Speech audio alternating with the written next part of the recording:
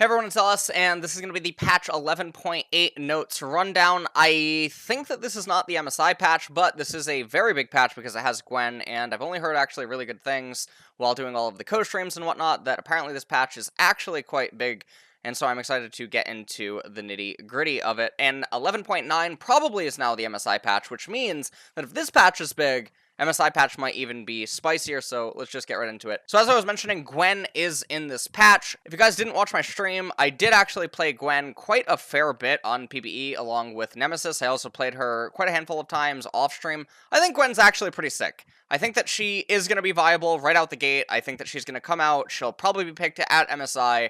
She just seems like a really good champion. It seems like she's able to be picked mid, top, and jungle, depending on, obviously, situations. She does have some matchups that are pretty hard. She does struggle against basically any long-range control mages, which you might be thinking, well, isn't that sort of a problem for her in the current meta?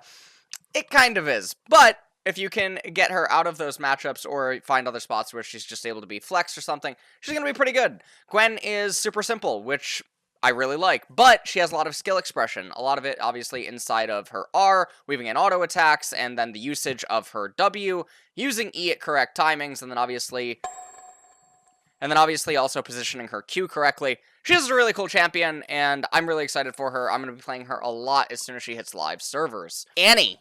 So if you guys didn't see LCS this past weekend, Annie, the queen, did make it finally to the playoffs in the League Championship Series.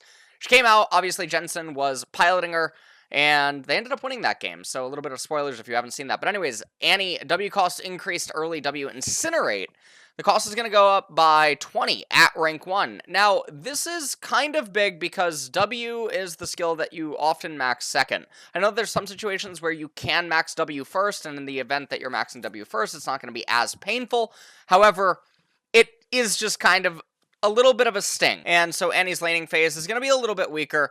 Generally, she's still going to be absolutely broken at lower MMR. She's still going to be a really good champion to learn the game with and everything like that. You just are going to have to be a little bit more conscious of her mana, and you're going to be completely fine. Aphelios, passive lethality increased, our main weapon effects strengthened. Okay, so this obviously makes me pretty excited for Aphelios because I do think that last year he was kneecapped a little bit harder than he should have been. Passive, the Hitman and the Seer.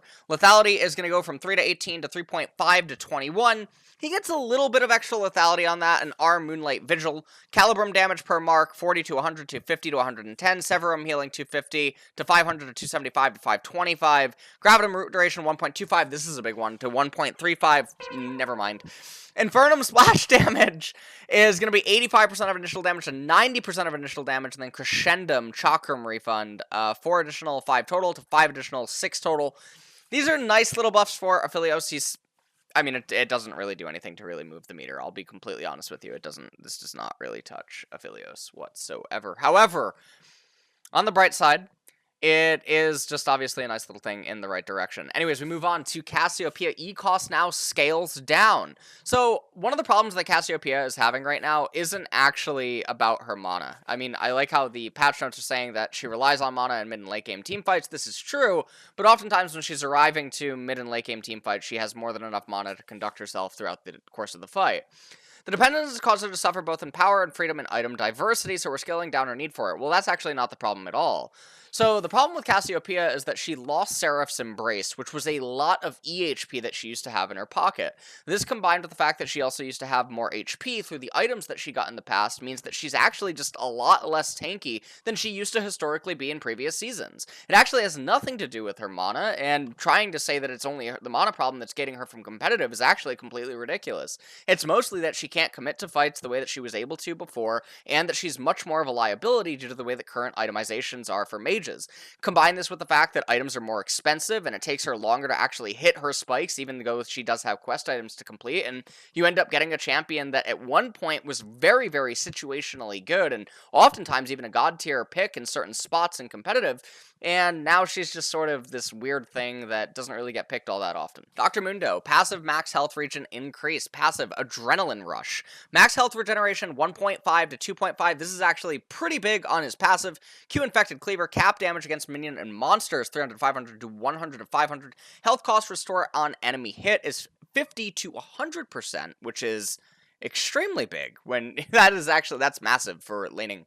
E, Masochism, flat bonus AD is 40 to 100 to 30 to 90. Max bonus AD, 60 to 180 to 50 to 170. So, obviously, these changes are shifted at making Mundo more of a top laner than he is inside of the jungle, because E is going to have a lot more effectiveness, and it's going to be a lot more practical to spam it inside of the jungle, whereas it's situationally used up in top lane. And then, obviously, the Q-infected cleaver is going to make it so that he has a much easier time sustaining up in top lane. I do think that Mundo is a viable pick right now, and that he's just sort of going underutilized and competitive, and hopefully we'll actually end up maybe potentially seeing Mundo picks maybe at MSI, especially against magic damage heavy team compositions. Gnar, W bonus movement speed decreased, Hyper bonus movement speed, 30 to 75 decaying over 3 seconds to 20 to 80% decaying over 3 seconds based on R rank.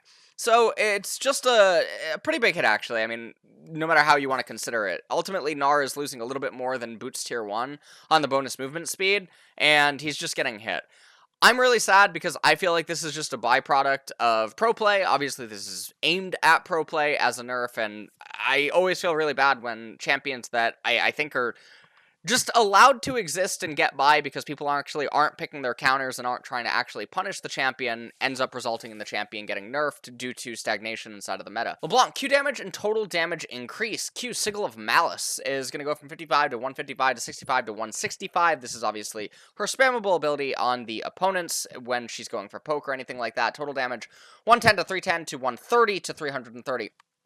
This is quite a big boost to her. LeBlanc, however, likewise is suffering from a lot of the problems. LeBlanc is an AP assassin, and unlike AD assassins, AP assassins are suffering a lot because mage items suck. Anyways, LeBlanc's items are just going to be very expensive. She has too many bad matchups in the current meta, and she's not a champion whose current power level allows her to just be blind picked. And so while the buffs are definitely going to be noticeable, this is more so just going to be aimed at solo queue than it has anything to do with competitive. Lee Sin, E cooldown decreased. We're giving Lee Sin more clear to help him keep an eye on other top junglers.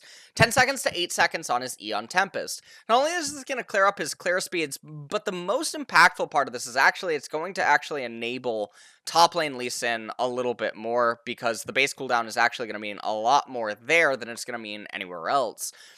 Lee Sin suffers from the same problem that a lot of other junglers suffer from right now. He's not as good as other full clearing junglers. He doesn't scale as well. He has a problem with itemization, and he's just a champion that relies really heavily upon opponents' mistakes.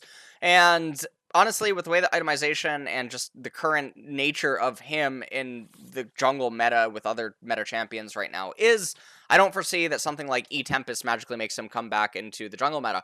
What I do think is that Riot will probably try to gradually add more buffs to him over the course of the summer, and maybe by the end of summer, Worlds or something, people are picking him, and then hopefully he falls out of flavor again. But this is a massive buff for top lane Lee Sin. Orianna, currently the queen of mid lane.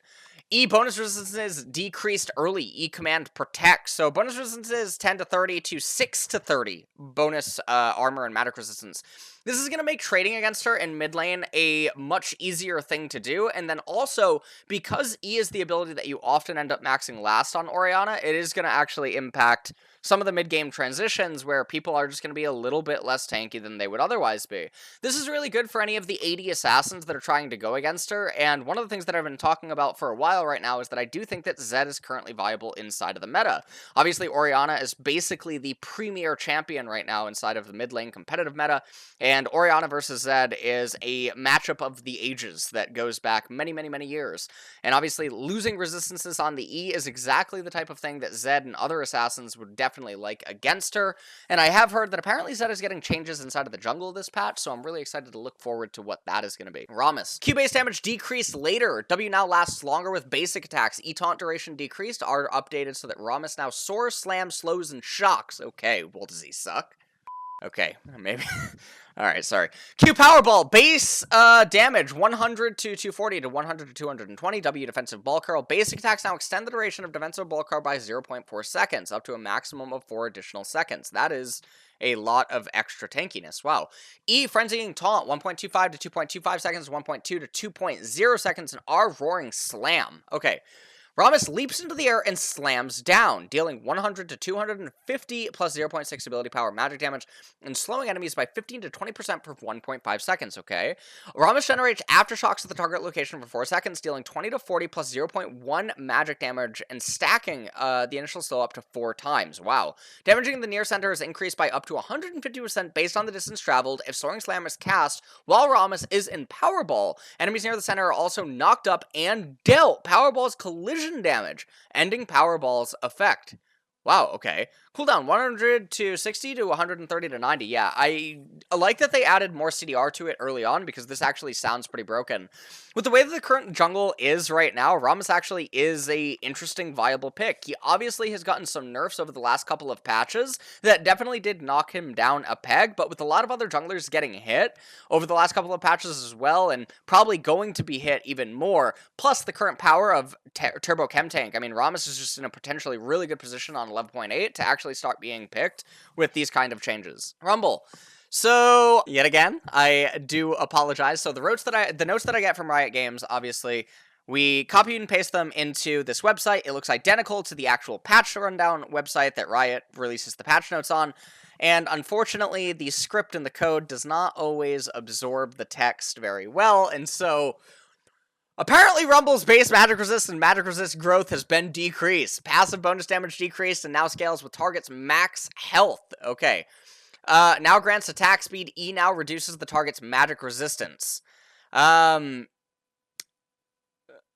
so head on over to Freak's Patch Rundown to get an exact detail of what these kind of changes are actually going to do for Rumble. It just sounds like they're trying to shift him into top lane Rumble, more into mid lane Rumble. Honestly, I don't really understand it. I think that Rumble's actually not in a very good spot, so it's a little bit weird to actually see that change. Thresh, E cooldown increased and now scales. E Flay, 9 seconds to 11 to 9 seconds. So it's just outright a nerf to Thresh. It's a little bit sad. It's not going to be the end of the world. In some of the bully and kill lanes, sometimes the 2 seconds will end up mattering, but generally the 2 seconds aren't going to matter because Thresh requires more than just the 2 seconds to be sort of aligning for him to go for the Flay. What you'll often find is that Thresh is not casting Flay off of cooldown. Where this is going to come as a nerf is going to be mostly in the mid game. That's where the chain plays are actually going to be felt the most. But in terms of laning phase, it's not really going to do that much. Mid to late game transition, also not going to be doing that much. So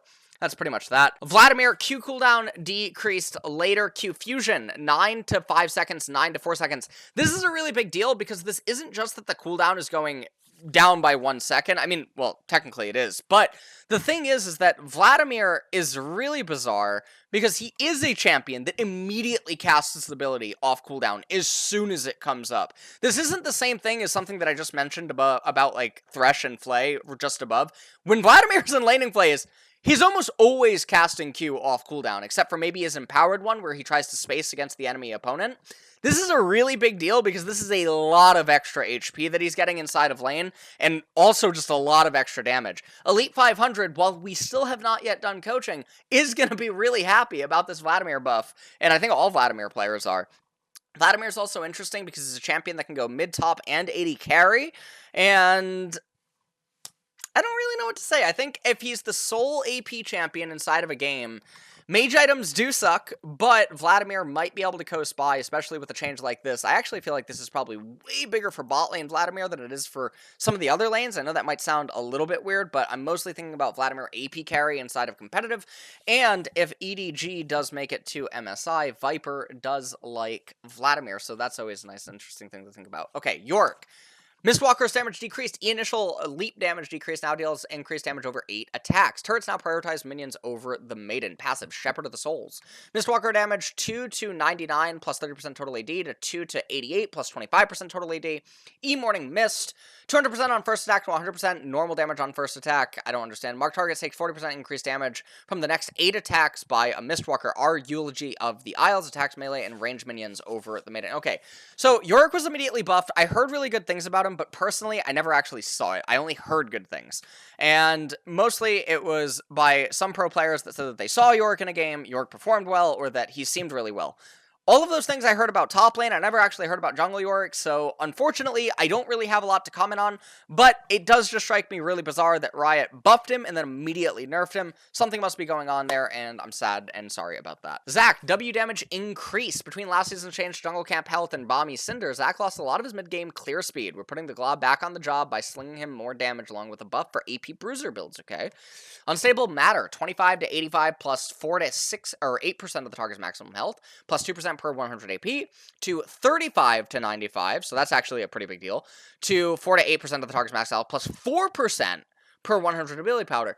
This is pretty interesting because, yeah, AP bruiser builds definitely could be a viable option for someone like Zac, and this is actually a pretty big, this is a pretty big deal, actually, because hybrid builds are somewhere that he could definitely see himself going, and also, Zac is a champion that, while predominantly only shows himself in the jungle, has been seen at points to go top lane, and also has viability even as a support champion, and so it's always nice to see changes like this, and I actually think that this is probably worth looking into a lot more, especially just for, I mean, his mid-game power is just going to be, I mean, obviously you max Slingshot first, but his mid-game power, when you end up maxing W second, I guess, is going to be absolutely massive.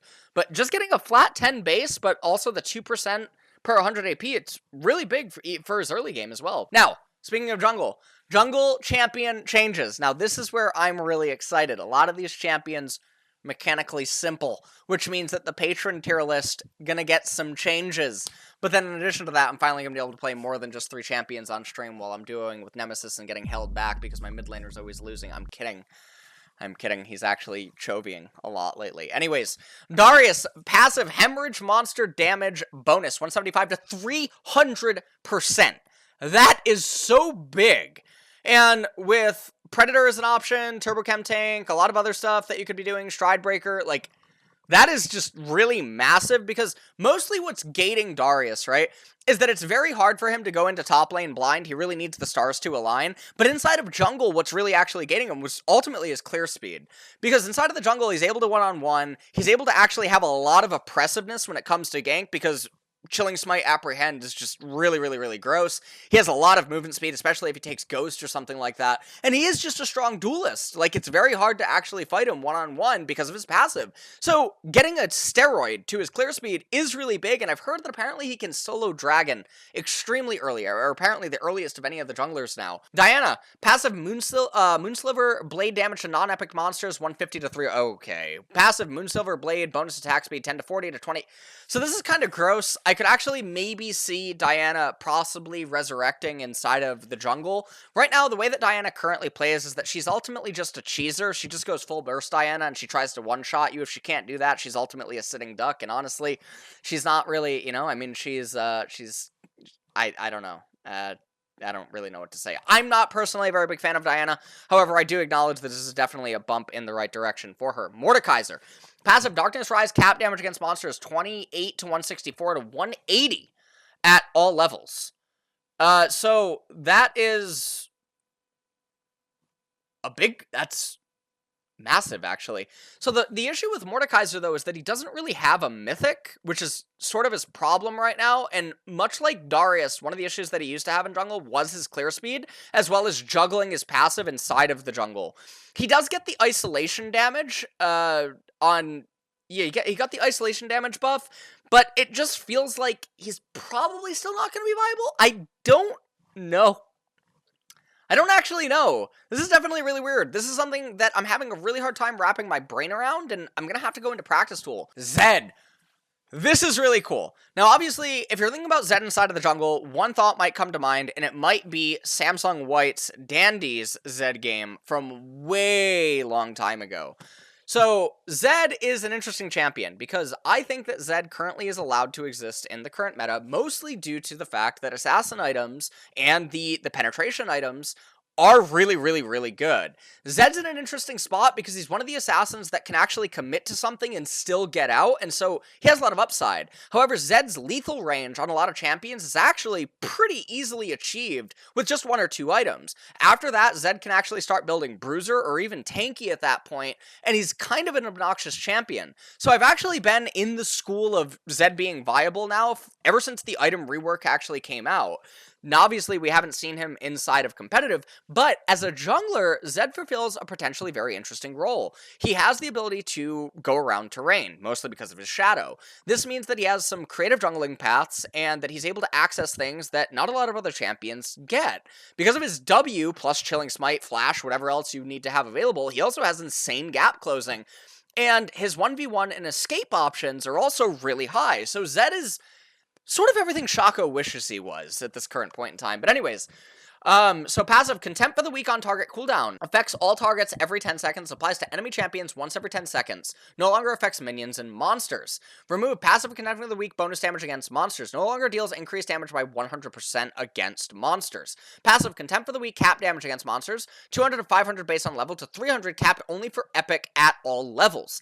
That is a very big change for Zed. Another interesting thing is, again, how is he actually going to function inside of the jungle? One of the things that people could be worried about is that generally junglers are under-leveled relative to mid laners and top laners. So the question ends up becoming, does Zed need the base levels to contend with other champions? If the answer is yes, then he's still going to be gated. If the answer is no, then he might actually just still be fine. If he's allowed to be down like 1 or 2 levels on the enemy mid or top laner, but still threaten lethal on the AP carry as well as the AD carry, then Zed might end up actually being viable. I think there's other interesting combos with Zed that aren't really being looked into, like the ability for maybe actually play Zed down in bot lane as an AD carry. And I know that sounds really weird, but I think if you guys were watching the co-stream this past weekend, I had a conversation with G2 Mickey X about some of the combos that you could actually probably find down there on Zed, such as maybe even Zed Taric or something, which is very akin to the Taric Master Yi, where you just do the W shadow, you get the Taric stun, etc. But I think Zed in general is a very, very underlooked at champion,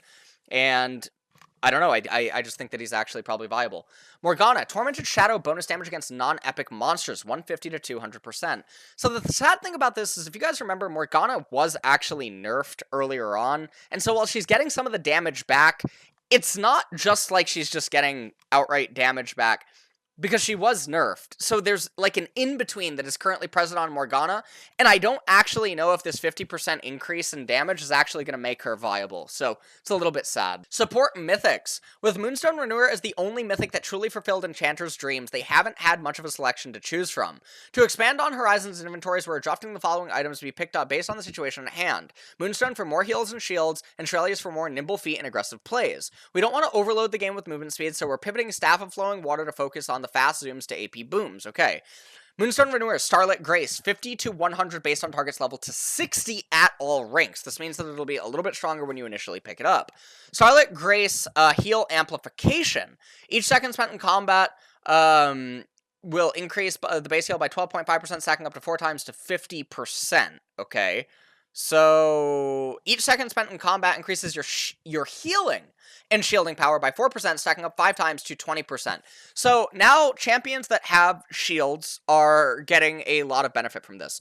Being able to get 20% increased shield power onto a champion is actually probably going to outweigh the old heal, I'm thinking? The way that I'm interpreting this is that if you're a champion that has... So, Soraka's buffed, right? Soraka is just buffed, I believe, right? Soraka, Lulu, Karma, Soraka, Ivern, like, these types of champions are all just going to be buffed. But now champions that don't actually have abilities to shield or heal their allies with anything other than using the Moonstone Renewer is now going to be nerfed. And so what they've basically done is shifted Moonstone Renewer to only be basically being viable on the actual enchanters rather than being able to be picked up occasionally on non-traditional champions. So that is interesting. I do wonder how this actually works out now with like the Nidalee tech and other stuff of that nature, but that's fine. Shurelya's Blessing no longer empowers the next 3 instances of damage to deal an additional 35 to 55 magic damage. Passive, Motivate. Empowering or protecting another allied champion excluding your save grants both allies 25% MS for over 1.5 seconds. 25% MS is generally going to often end up equating to like boots of swiftness, I think. Or a little bit more than boosts of swiftness. Mythic passive 3% bonus. Mythic passive 3% bonus movement speed to 5 ability haste. That definitely feels really bad. The movement speed is actually much more welcome on any of the supports that are getting this than 5 ability haste. 5 ability haste is actually kind of a joke. This is a nerf to the Mystic passive. The 1% bonus movement. Alright, so the way that you can look at this is that for every legendary item that you pick up, you basically get magical boots. Now getting 5 ability haste doesn't really do that much because supports generally don't get one more. They they only typically get one legendary item. So the thing is that if you got that the other legendary item before, you got magical footwear for free, which actually is a pretty big deal if you're looking for engages, or if you're just looking for engages, you're clearing out wards, you're running through things, etc. 5 ability haste, definitely a joke. So it's kind of weird. This is definitely, I think, actually a nerf to Shurelya's Battlesong. That sounds... Yeah, it seems kind of weird. That I think it's just a nerf. Staff Flowing Water grants 15% bonus MS speed and 20 to 40 based on target's level AP for 3 seconds. Grants 20 ability haste and 20 to 40 ability power for 4 seconds. So there's going to be some trade-offs here. So the ability haste sometimes is actually going to convert into a lot of extra damage, especially if you're giving them more ability power and they get to cast more spells. So Staff of Flowing Water now is just going to convert into damage rather than just being outright utility, but it's still going to have the combo with Moonstone Renewer. So that is going to be really broken, but it's going to be a lot more specific. The problem with evaluating Staff of Flowing Water and Moonstone Renewer, aka the Moonstaff combo, I don't know if you guys saw the video of it before, I did it here on the T1 Fighting channel, is that movement speed is a really difficult thing to really evaluate or measure how much gold or how much value it's granting you, but 15% bonus MS is actually a pretty big deal in a lot of fights, and it can be really good for sticking. The thing is that there were a lot of situations that were coming up where sometimes you didn't actually need the MS because your team composition or the enemies are mostly just going to be stand your ground comps, and MS isn't going to be that valuable, whereas now ability haste is going to be really valuable. There is going to be spots now where the MS would have been valuable before, but I think that they're a lot more thin, and I think this is just an outright buff to Staff Flowing Water. And so with the Moonstone Renewer and Staff Flowing Water combo, I just feel like Enchantress got a little bit better, unless I'm really underestimating the effectiveness or the change here. But I think that if you have a shield in your kit, Moonstone is just definitely interesting. Frozen Heart's been getting looked over in the tank item departments. Here, have some more armor while you're adding. So 70 to 80 armor, it definitely is nice, but I would actually really like them to do something else to its passive, or just overload the item on armor, because Frozen Heart, yeah, I mean, it just doesn't feel that good. Moving on, Chemtech Putrifier, aka Chemtech Purifier. Ability power up by 5, we'll take it. Healing or shielding an allied champion, including yourself, empowers the allies damage to, 60 seconds, or grievous wounds 60 seconds. Healing or shielding another allied champion, excluding yourself, empowers both the ally and your next damage. Okay, that's fine. To match Chemtech Putrifier, Ardent Sensor's tooltip has been updated to specify the requirement of another ally. Their functionality is entirely unchanged. Okay, that's totally fine. And then Ionian Boots of Lucidity are going to go up by 50 gold. So I think the only change that this does is it actually affects junglers. In a weird way, where some of the bases are now going to be skewed, where you can't just back exactly on 900 gold, and you would end up having to wait. That's one of the instances there. Otherwise, this is basically just going to be like 2 minions. And so while it is a nerf to Boots of Lucidity, it is definitely being, I think, overbought right now, but they are very, very, very powerful boots. Hextech Rocketbelt. So health is 350 to 250, base magic penetration is going to be 6, and upgraded arrow pack. Okay, so everything there is totally fine. So you lose 100 health, but you get a flat 6 magic pen. Definitely you'll take that, absolutely every day of the week. Okay, so Titanic Hydra, shifting its power away from early game and low health builds, equal to 1%, maximum bonus health to equal to 2%. So okay, they just killed Urgot, I guess. So this is definitely really sad. I feel like Titanic Hydra is probably just not that great of an item now again. I feel like Riot, sometimes they do swings and a miss, and I definitely think this is absolutely just going to be a miss pretty much every day of the week on the champions that really would have liked something like this. Because I think that now what? The breakpoint is like... I could be wrong on this, so definitely check out Freak's patch note rundown, but I think the breakpoint is like 3,900, right? On average now?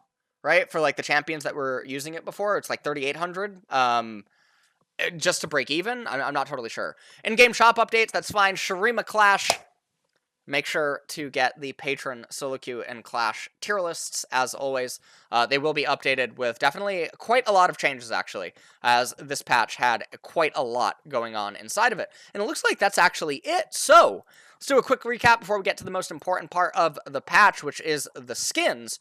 Gwen is going to be a competitively viable champion. I think that she's great. I think she's fantastic. Very, very good champion. And you can check out the videos that exist on YouTube on my main channel or Nemesis' channel or whatever about Gwen. She's just a really, really cool champion. Her skin, though, not a good look. Not a good skin. Annie, still going to be fine. You should still be playing her if you are lower MMR, you're trying to get better at the game, trying to hone your fundamentals. She's going to be perfectly fine. Aphelios, nudge in the right direction, doesn't really do anything. Cassiopeia, swing and a miss. Mundo is a competitively viable and a solo queue viable change. Definitely nudges in the right direction. Really sad about Gnar. LeBlanc, mostly solo queue centric, doesn't really do anything for competitive. Lee Sin, very big solo queue. Very, very, very big for solo queue. Doesn't really do anything for competitive. Mostly aimed at top Lee Sin. Orianna, definitely nerf for both solo queue and competitive. I would wager more so in solo queue than it is in competitive, but definitely one that's going to be felt. Rammus change, absolutely massive. Rumble change, whatever.